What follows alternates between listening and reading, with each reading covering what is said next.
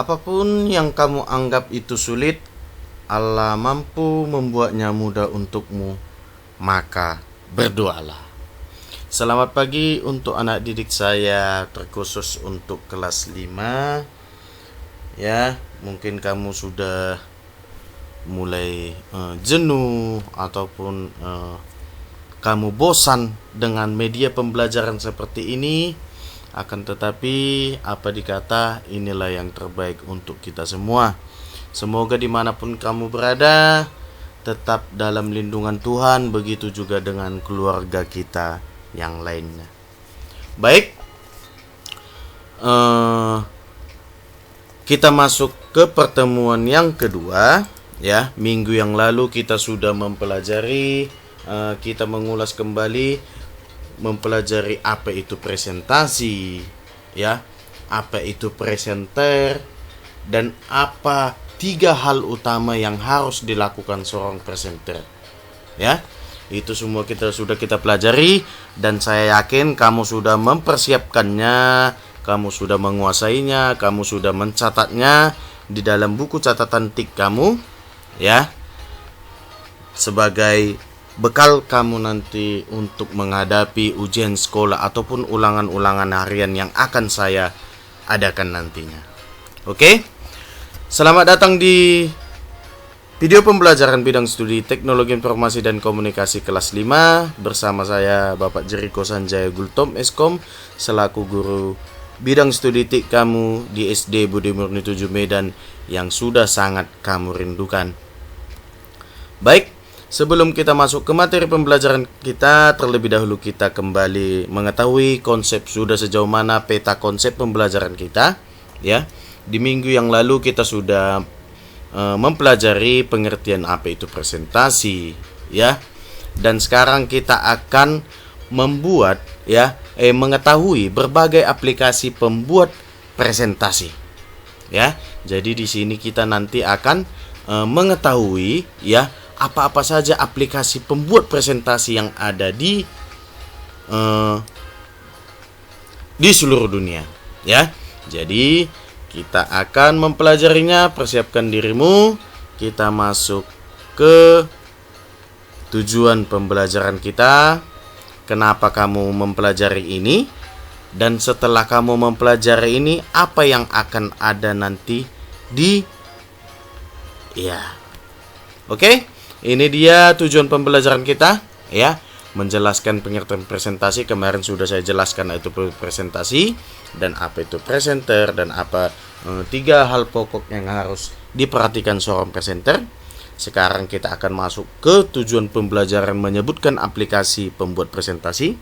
Di sini nanti kamu akan mengetahui apa-apa saja aplikasi pembuat presentasi, dan kamu akan mengenal Microsoft PowerPoint sebagai program pembuat presentasi, dan kita akan mendemonstrasikannya atau mempraktikkannya, dan kamu akan bisa atau mampu menjelaskan fungsi menu dan icon yang terdapat di Microsoft PowerPoint.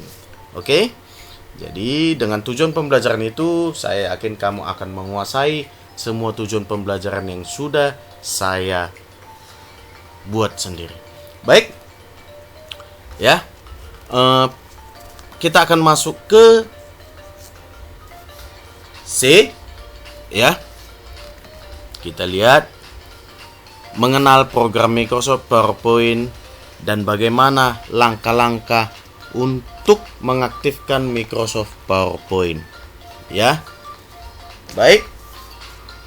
Bagaimana langkah-langkahnya untuk mengaktifkan Microsoft PowerPoint? Saya rasa kamu ini tidak lagi kesulitan untuk kamu, ya. Karena kamu sudah belajar Microsoft Word, kamu sudah belajar WordPad, Paint, baik itu Pivot, ya. Jadi untuk masalah mengaktifkan Microsoft PowerPoint, saya rasa itu tidak ada kesulitan. Akan tetapi kita akan melewati tahapan ini agar semua kita pastikan mengetahui bagaimana cara mengaktifkan Microsoft PowerPoint sebagai program pembuat presentasi yang akan kita pelajari di tahun ajaran ini. Oke? Kita akan mempelajari Microsoft PowerPoint 2010 yang berjalan di bawah sistem operasi Windows 7. ya, atau Windows 7. Baik, bagaimana langkah pertamanya? Kita lihat, kamu perhatikan di layar smartphone kamu masing-masing. Perhatikan di situ sudah saya bantu dengan langkah berupa gambar, ya, jadi tidak kesulitan lagi. Anggap ini sebagai praktiknya dan kamu langsung mengetahui letaknya di mana, bagaimana bentuknya, sudah saya terangkan di sini. Baik, langkah yang pertama itu pilih dan klik logo Windows. Kamu perhatikan tanda panahnya. Biasanya dia itu berada di sudut kiri paling bawah layar monitor laptop ataupun komputer kalian. Ya. Setelah itu kita masuk ke langkah yang kedua, yaitu pilih dan klik all programs. Sudah? Pilih dan klik all programs. Setelah itu, kita akan masuk ke Microsoft Office. Apabila kamu tidak menemukan kata Microsoft Office di sini, ini ada namanya scroll bar. Apa itu scroll bar? Mungkin di kelas sebelum kamu masuk ke jenjang kelas 5 sudah pernah saya terangkan itu tentang scroll bar, ya. Scroll bar itu adalah alat penggulung layar. Jadi, jika kamu tidak menemukan mungkin kata Microsoft Office ini atau folder Microsoft Office ini jauh di bawah, ya, karena ini berada hampir ke bawah sekali, ya, paling bawah. Jadi jika kamu belum menemukannya, silakan pilih dan klik tombol ini. Ini namanya scroll bar, ya, klik, kemudian tahan, ya, klik kiri tahan, jangan dilepas, lalu tarik dia ke bawah ataupun ke atas, ya. Lalu jika kamu sudah menemukan folder Microsoft Office, pilih dan klik. Kemudian kita masuk ke langkah yang keempat, yaitu klik Microsoft PowerPoint 2010. Sudah? Dengan lambang atau logonya, logo dari Microsoft PowerPoint dia seperti ini, huruf P. Ya, sewaktu kamu kelas 3, kita belajar Microsoft Word 2010. Lalu sekarang kita masuk ke jenjang yang lebih sulit lagi, yaitu program pembuat presentasi, ya. 2000 PowerPoint 2010. Sudah? Baik. Lalu kita masuk lagi. Ya, ini. Mengenal tampilan layar Microsoft PowerPoint. Jadi, hampir sama sebenarnya dengan tampilan Microsoft yang lainnya seperti Microsoft Excel ataupun Microsoft Word yang sudah pernah kita pelajari. Hampir sama, ya. Akan tetapi tetap kamu lihat di mana letak perbedaannya nantinya, ya, dan apa fungsi dari icon itu tetap kamu ikuti dan kamu pelajari. Oke, ini adalah tampilan dari Microsoft PowerPoint.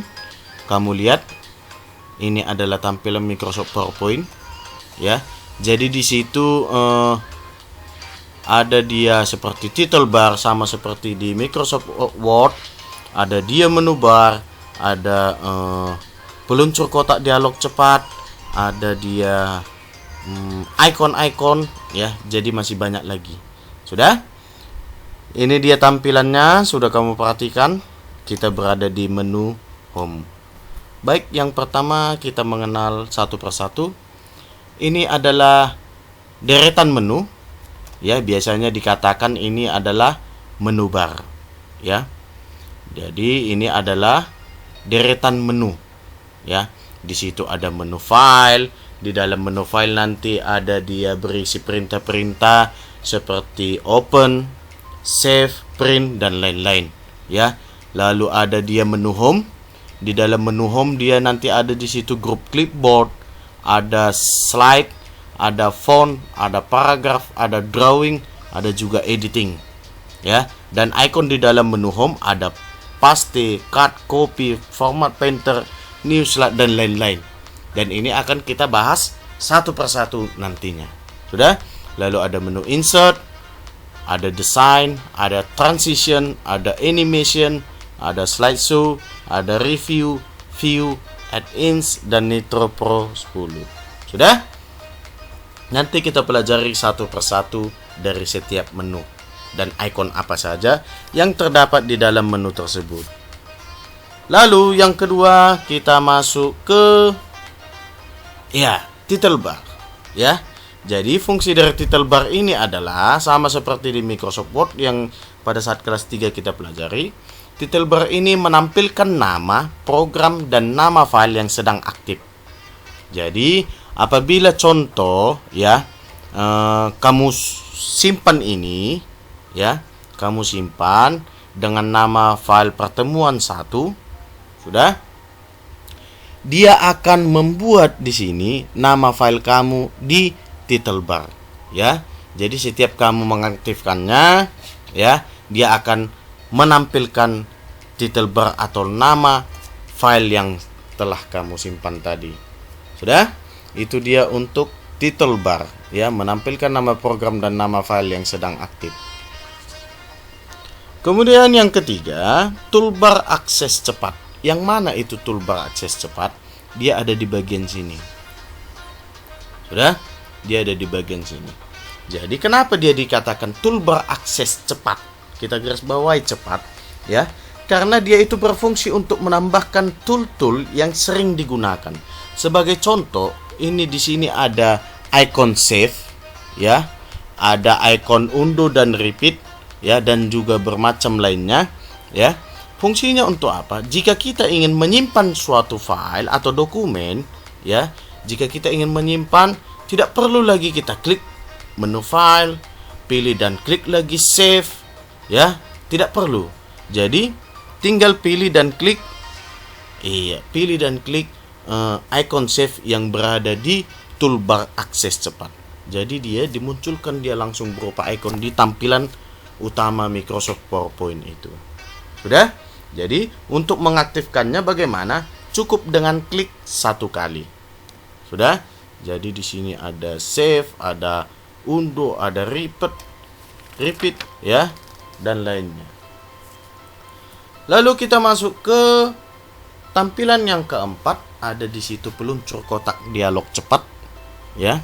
Kamu lihat di sini dia tanda panah ya, berada di sudut kanan dari setiap grup yang berada di dalam menu ya.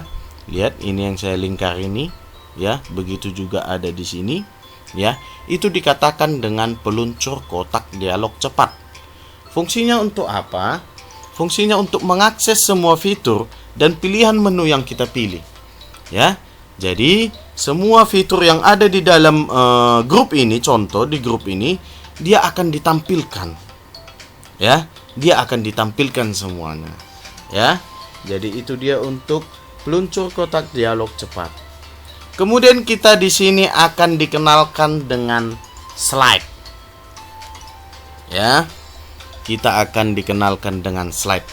Sama seperti di Microsoft Word. Kalau di Microsoft Word sering kita mengatakannya tempat kita bekerja itu nanti namanya adalah lembar kerja ya, atau area tempat kita untuk membuat dokumen ya. Jadi di sini slide itu sama saja dengan lembar kerja ya. Jadi slide itu adalah area atau tempat yang akan digunakan untuk membuat presentasi. Jadi di dalam slide inilah kita akan membuat presentasi kita. Sama seperti pembelajaran saya ini sedang menggunakan PowerPoint. Jadi yang kamu lihat sekarang di layar monitor smartphone kamu masing-masing itu adalah slide dari yang sudah saya buat ya, dari slide dari yang sudah saya buat. Lihat ya, sebagai contoh ini adalah slide, ini dia slide, ini slide per 1. Lihat tanda panah saya yang saya gerakkan. Sudah? Ini adalah slide yang pertama, lalu dia akan diaktifkan di sini. Sudah? Berarti ini adalah slide pertama saya. Sudah? Nah, lalu masuk nanti klik yang kedua, dia akan memunculkan slide yang kedua. Sudah? Jadi, slide itu adalah area atau tempat yang akan digunakan untuk membuat presentasi. Sudah? Lalu kita akan masuk ke placeholder. Seperti pengalaman sebelumnya ya, saya mengajar di kelas 5 tahun yang lalu ya. Ada saja si anak itu bertanya, "Pak, apa bedanya placeholder sama slide?" Iya, kita ketahui dulu placeholder agar kamu tahu membedakannya ya. Placeholder itu adalah area atau tempat yang akan digunakan untuk membuat presentasi. Ya, area atau tempat yang akan digunakan untuk membuat presentasi. Ya, atau bukan, ya, placeholder itu salah, ya. Salah saya mengetikkan tadi, ya, pengertiannya ini tidak saya ubah. Sebenarnya placeholder itu, ini ingat ya, ini kita ubah ya, karena saya kurang apa tadi? Sudah? Atau bisa kita lihat, ini kita tidak kita gunakan ya. Placeholder itu sebenarnya adalah tempat untuk mengetikkan teks. Kamu lihat di dalam lingkaran merah yang saya buat ini. Ya, ingat ini ya, ini adalah pengertian tadi slide ya. Kalau pengertian dari placeholder adalah tempat untuk mengetikkan teks ya. Jadi ini kesalahan pada saya. Sudah? Lihat, kamu lihat lingkaran merah ini adalah yang disebut, inilah yang disebut dengan placeholder. Ya. Jadi, placeholder ini adalah tempat untuk mengetikkan teks. Ya, tempat untuk mengetikkan teks. Bedanya dengan slide tadi apa? Kalau slide dia satu keseluruhan. Lihat. Jadi, di dalam slide ini ya, gambar petak putih ini, inilah area kita untuk membuat presentasi. Tapi kalau untuk mengetikkan teks, dia berada di dalam garis putus-putus ini. Inilah yang disebut dengan placeholder, ya. Dia sudah disediakan tempat untuk mengetikkan teks. Oke?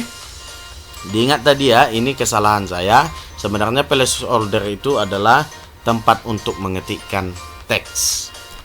Baik. Kemudian kita masuk ke tampilan slide. Kamu lihat di sini ada kecil, cuman di sini saya zoom, saya perbesar ya. Saya perbesar gambarnya agar kamu lebih mudah melihat ya. Di situ ada 4 tampilan slide. Ada dia normal, ada dia slide sorter, ada dia, lihat di sini ya. Tanda merah kotak ini, ada dia normal, ada slide sorter, ada juga reading view, begitu juga dengan slide show. Ya. Jadi, kita akan mengetahui apa-apa saja perbedaan dari keempat tampilan slide ini. Oke, kita masuk yang pertama, yaitu tampilan normal. Maaf blur, ya, karena dia dari yang kecil, saya zoom sampai besar seperti ini, makanya gambarnya jadi blur atau pecah, ya. Tampilan slide yang pertama di Microsoft PowerPoint itu ada, yang pertama itu normal. Apa bedanya tampilan normal dengan ketiga yang lainnya? Tampilan normal inilah tampilan untuk mengedit presentasi. Jadi jika kamu ingin mengedit presentasi kamu atau menambahkan atau mengurangi ya, kamu dapat menggunakan pilihan tampilan normal. Ya. Itu dia. Jadi kalau pilihan normal tadi dia seperti ini. Dia tampilannya seperti ini.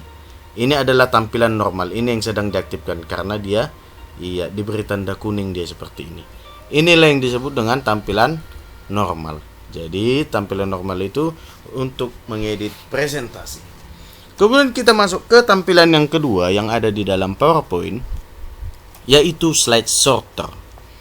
Dia petak dia seperti ini, ada 4 ya. Fungsinya untuk apa?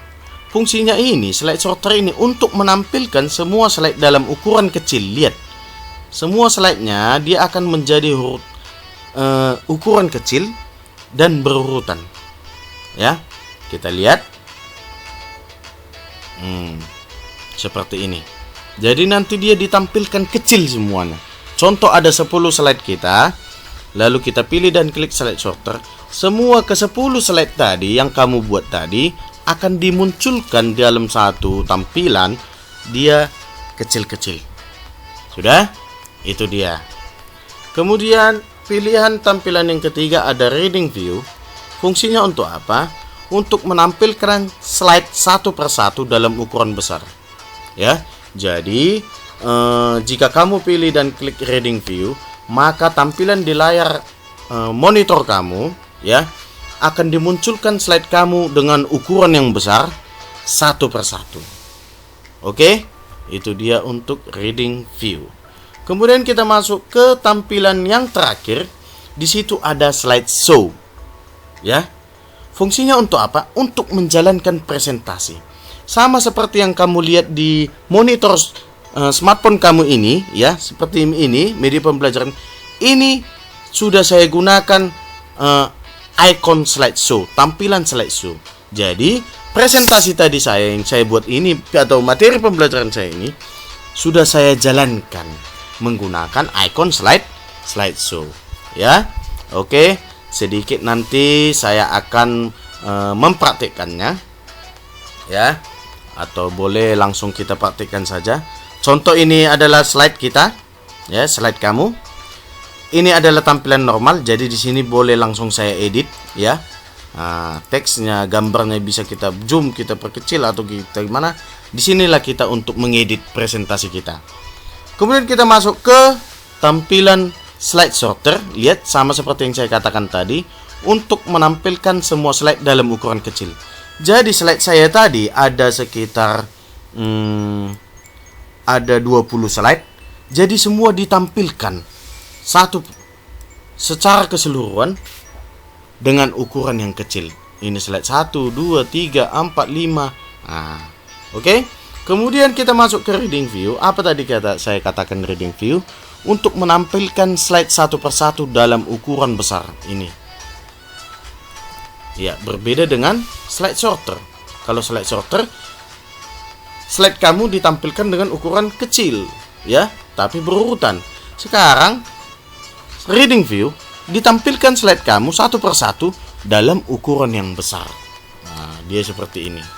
Sama seperti menjalankan presentasi tadi. Sudah? Itu dia. Lalu kita masuk ke, lihat, kita buka kembali. Oke. Kita buka contoh pembelajaran kita hari ini. Bagaimana menjalankan presentasi tadi? Lihat. Sudah kita pelajari yang ketiga ini, ya. Sekarang kita mempraktikkan slideshow. Apa yang terjadi jika kita pilih dan klik slideshow? Iya. Dia akan menjalankan presentasi. Jadi jika kita sudah membuat animasi tadi, dia akan bergerak sendiri, ya. Lalu kita tinggal menggeser dengan cara mengklik ataupun menekan tombol tanda panah yang ada di keyboard kita masing-masing. Nah, inilah yang disebut dengan slideshow. Nah, ini dia tadi kan semuanya. Jadi semua dijalankan. Oke? Saya rasa kamu sudah paham semuanya, ya.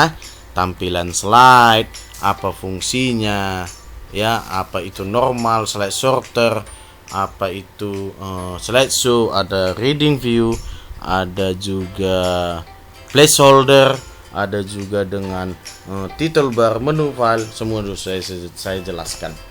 Oke? Saya rasa kamu dapat menyimaknya karena saya langsung mempraktikkannya kepadamu.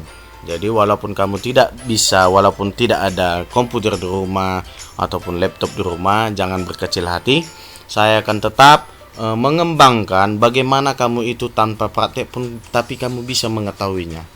Ya, akan tetapi tidak seefektif jika kamu belajar bertatap muka dan jika kamu bisa mempraktikkannya di lab komputer sekolah kita. Ya. Oke. Sekian dulu video pembelajaran kita, materi kita sampai di sini.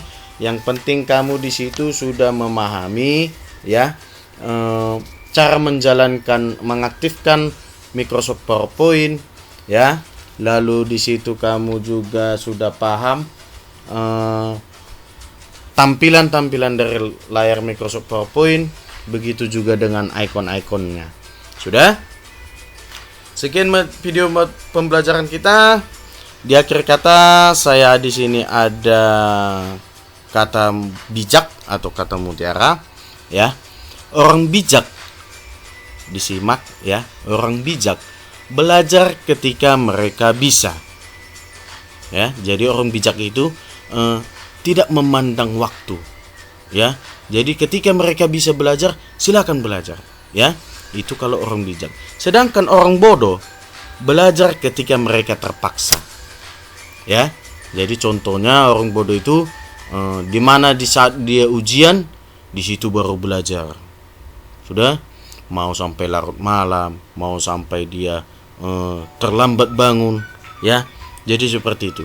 Jadi sama seperti kita, nanti akan ada ulangan, ada ujian.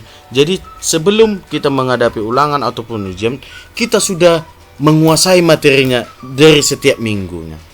Sudah?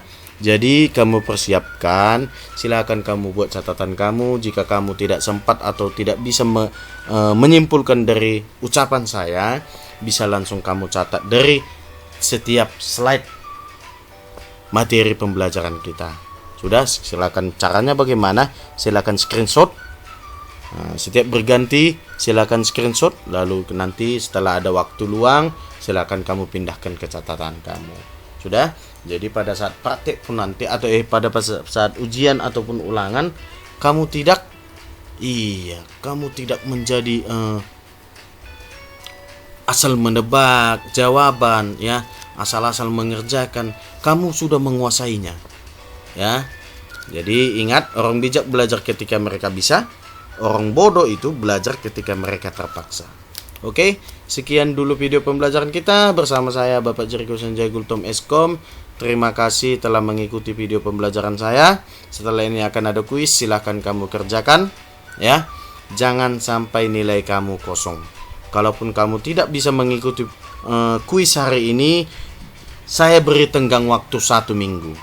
Sudah? Oke, jadi semua tidak ada nanti alasan habis paket atau gimana, karena saya beri tenggang 1 minggu. Oke, sekian video pembelajaran dari saya. Sampai berjumpa. Jangan lupa berdoa, jaga kesehatan kamu, makan makanan yang bergizi, dan tetap meminta perlindungan dari Tuhan. Sudah? Shalom. Sampai berjumpa di materi pembelajaran minggu depan.